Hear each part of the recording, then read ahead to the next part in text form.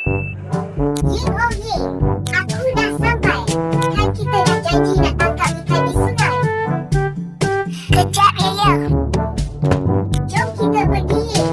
Okey ya ya, jom.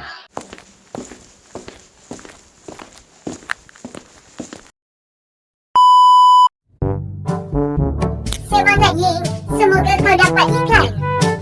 Mestilah ya ya, pasti saya dapat ikan.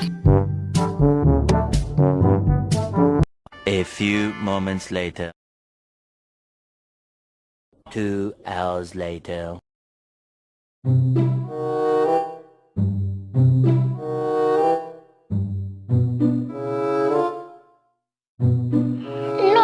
bila dapat ikan ni? Kenapa ni Ying? Aku tengok kau ni monyok je dari tadi. Saya tak dapat ikan lah ya ya. Oh macam tu? Okey Ying, kau jangan risau Mai, aku buat. Kamu nak buat apa ya ya? Adalah. Apungan graviti.